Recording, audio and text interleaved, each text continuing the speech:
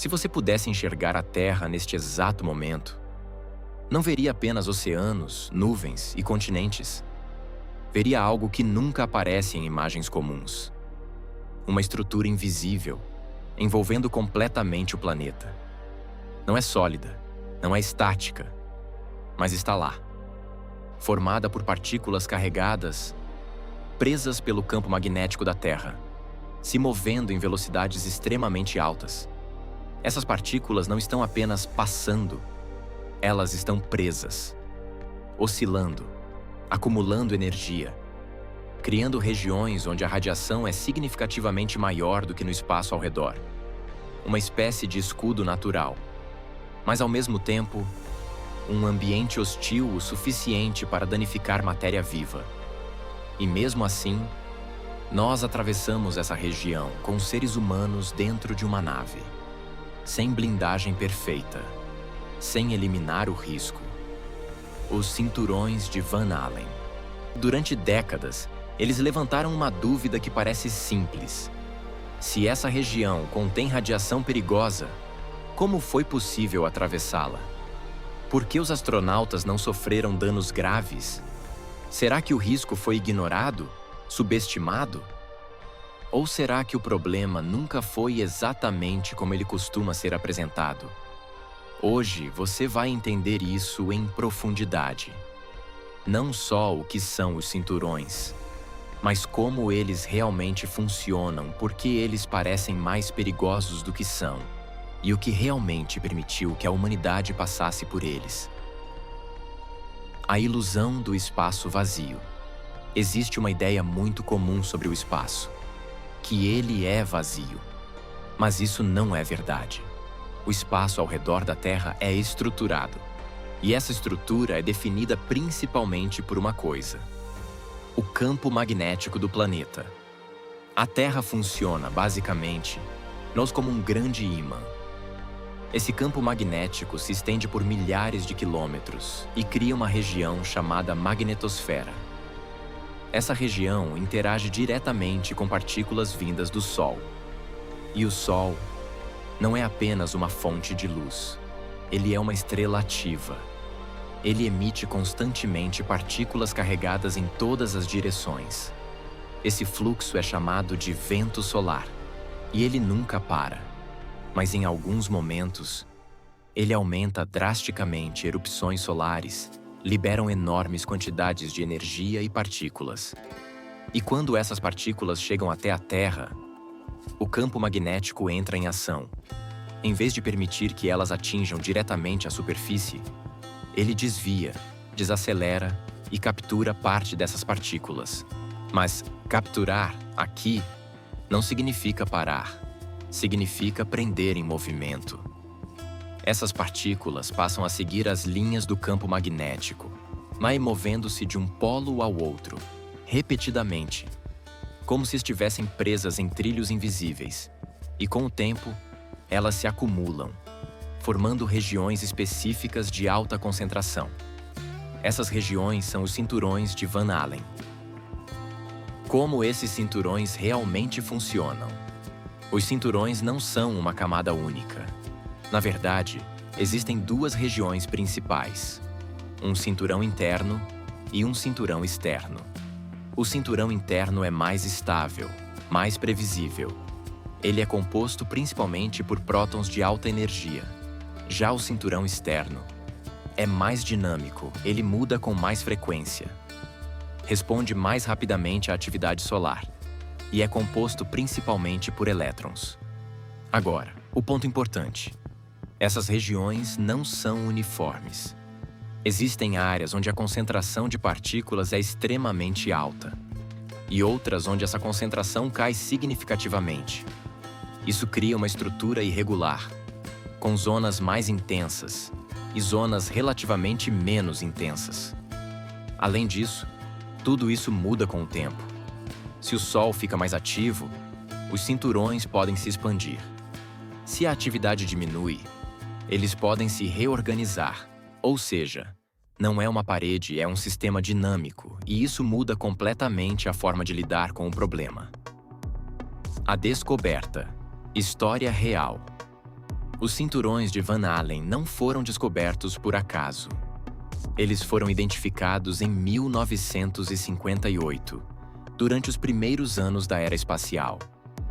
O cientista responsável foi James Van Allen. Ele fazia parte de experimentos embarcados em satélites. Esses instrumentos começaram a detectar algo estranho. Níveis de radiação muito mais altos do que o esperado. No início, não parecia um erro, mas os dados continuaram aparecendo. Até que ficou claro. Existia uma região ao redor da Terra com partículas energéticas presas. Essa descoberta mudou completamente a compreensão do ambiente espacial e imediatamente levantou uma questão. Isso pode ser um problema para missões tripuladas? O medo real na Apollo. Quando o programa Apollo começou, os cinturões já eram conhecidos, mas ainda não eram completamente compreendidos. E isso gerava um cenário complicado, porque qualquer missão até a Lua teria que atravessar essa região sem alternativa. Naquele momento, existiam dúvidas reais. Qual é o nível de radiação? Quanto tempo é seguro permanecer ali? Existe risco imediato para os astronautas? Alguns cenários eram preocupantes. E se a radiação fosse intensa o suficiente, poderia causar danos em poucas horas, e isso colocava a missão inteira em risco. Mas havia um detalhe importante. A NASA não estava indo às cegas. Antes das missões tripuladas, foram enviados satélites com instrumentos de medição. Esses dados começaram a revelar o comportamento real dos cinturões.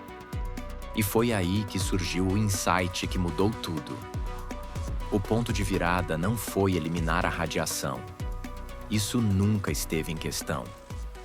A mudança aconteceu quando os cientistas começaram a analisar o problema da forma correta. Até então, a pergunta era simples: quão intensa é a radiação? Mas essa não era a pergunta certa. A pergunta certa era outra. Quanta radiação o corpo realmente absorve ao longo do tempo? Essa diferença parece sutil, mas muda completamente o cenário. Porque a radiação não funciona como um interruptor. Não é algo que simplesmente liga e causa dano imediato. Ela depende de dose, e dose depende de dois fatores: intensidade e tempo de exposição. Isso significa que, mesmo em uma região com radiação alta, você pode atravessar com segurança desde que o tempo de exposição seja limitado. Esse foi o primeiro insight. O segundo veio logo depois. Os cinturões não eram homogêneos. Existiam regiões menos intensas. E isso significava que não existia apenas uma forma de atravessar. Existiam caminhos melhores, e a partir disso, o problema deixou de ser um bloqueio absoluto e passou a ser um problema de engenharia. A travessia dos cinturões não é aleatória. Ela é cuidadosamente planejada. Cada detalhe importa. A primeira variável é a trajetória. A nave não sobe em linha reta. Ela segue uma rota inclinada, calculada com precisão. Essa rota evita as regiões mais densas dos cinturões e passa por áreas menos intensas. Pequenas diferenças na trajetória podem resultar em diferenças significativas na dose de radiação. A segunda variável é o tempo. A travessia dos cinturões dura, em média, cerca de 1 a 2 horas. Isso pode parecer pouco, mas é exatamente o que torna a travessia possível. Porque a radiação acumulada depende do tempo. Menos tempo igual a menor dose. É como atravessar uma área perigosa. Você não permanece nela. Você atravessa rapidamente. A terceira variável é a proteção. As cápsulas espaciais oferecem uma barreira parcial. Não é uma blindagem completa, mas é suficiente para reduzir significativamente a radiação. Estruturas metálicas, materiais específicos, até o posicionamento interno dos equipamentos, tudo isso contribui. Mas existe uma quarta variável, que não pode ser controlada diretamente: O Sol. O verdadeiro perigo. Tempestades solares. Se existe um fator que realmente pode transformar a situação, é o comportamento do Sol. Uma tempestade solar intensa pode liberar uma enorme quantidade de partículas. E se isso acontecer durante a travessia dos cinturões, os níveis de radiação podem aumentar drasticamente. Isso muda completamente o risco. Por isso, cada missão depende de monitoramento constante. A atividade solar é observada o tempo todo, e decisões podem ser ajustadas com base nesses dados. Em alguns casos, uma missão pode ser adiada simplesmente por causa da atividade do Sol. Porque nesse ambiente, o timing não é detalhe, é parte da estratégia.